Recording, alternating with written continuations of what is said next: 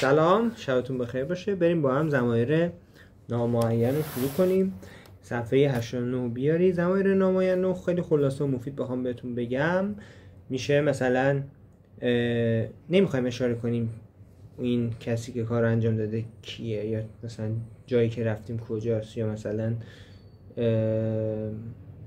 کلا نمیخوایم مستقیما بگیم مثلا چیزی که یه چیزی خوردم، مثلا که یکی رو دیدم، یه جایی رفتم.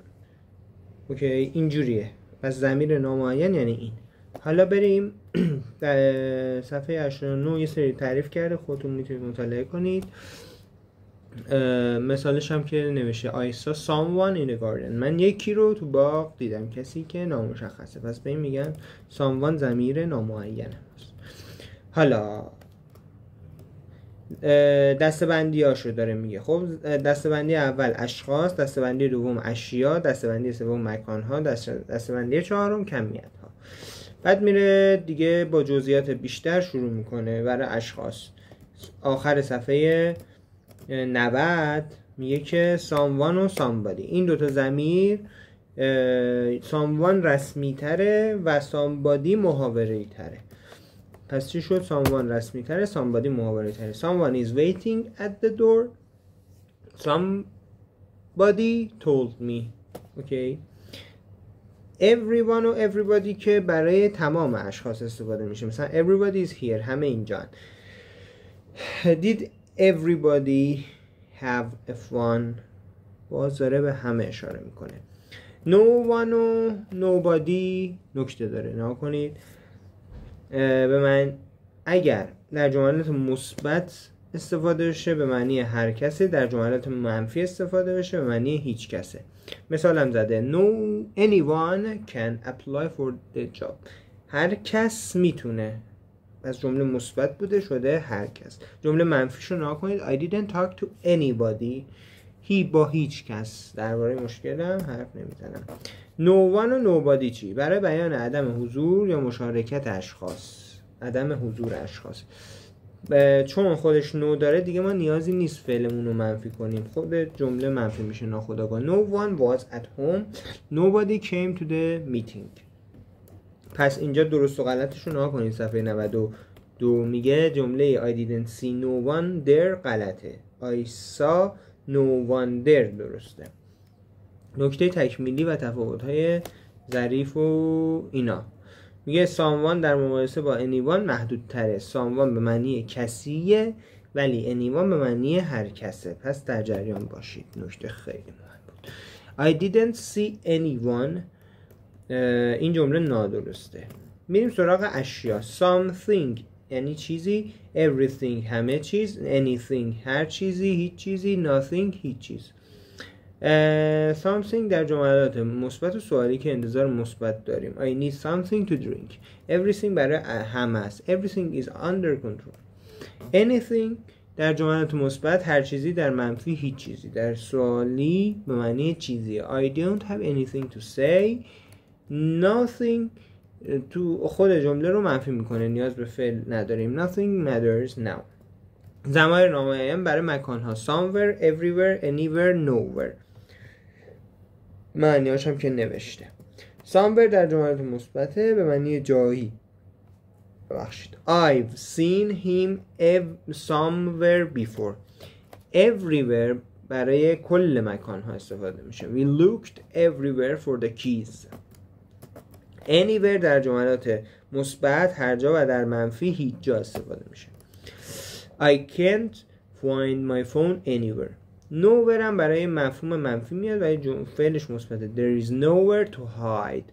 برای ضمایر نامعین برای کمیت ها some و many و much و several و غیره.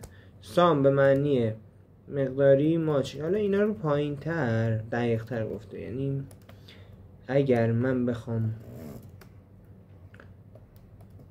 بذار بخونمش براتون، معنیاشون رو یاد بگیرید. سام به معنی تعدادی یا مقداری نامشخص، منی تعداد زیاد قابل شمارش، ماچ مقدار زیاد غیر قابل شمارش، سورال تعداد نسبتا زیاد قابل شمارش، الات مقدار و تعداد زیاد و نامشخص، پلنتی مقدار و تعداد فراوان، few لیدل و any و both و none و either و neither که الان بریم معنیاشو بخونیم.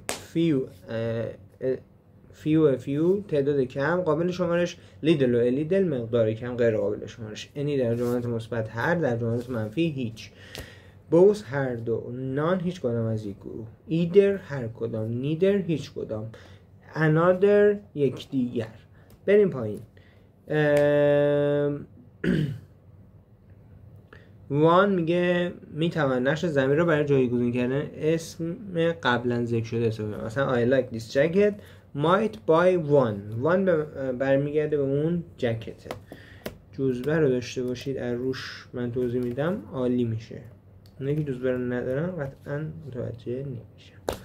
تطابق فعل با ضمایر نامعین. ببینید سه حالت پیش میاد. خب اینایی که میگم ضمایر نامعین برای فعل را همواره به صورت مفرد میگیرن. اینا که الان میگم باید فعلشون مفرد باشه. everyone, everybody, everything, anyone, anybody, anything, someone, somebody, something, no one, nobody, nothing, nowhere, either, neither, much, little, enough. در این موارد فعل باید مفرد باشد. everybody is ready. ضمایر نامعینی که فعل را همیشه جمع می کند. several, many, both, few, a few. many were interested in the event. both are read. فعلشون جمع. میگه ضمایر نامعینی که میتواند فعل مفرد یا جمع کنه. حالا اینا یه ویژگی داره. some و all و none و most و more و a lot. میگه چی؟ اینا بستگی به اسم بعدش داره. اگر اسم بعدش مفرد باشه مفرد میاد، غیر قابل شمارش باشه باید مفرد میاد. اگه جمع باشه فعلش هم جمع میاد. some of the water مفرده چون water غیر قابل شمارشه. some of the water is. some of the students are میاد. پس دقت میکنیم به اسامیشون. یه متنی داده که شما میخونید لذتشو میبرید. بعد یه سری سوالات متداول و کاربردی گفته که همه این چیزایی که سوال پرسیده رو من جواب دادم. دیگه نیازی نیست خیلی روش تمرکز کنیم. به نظر من جنبندی صفحه 101 100 صفحه از جزوه رو رفتیم. این بهترین خبری که میتونم بهتون بدم.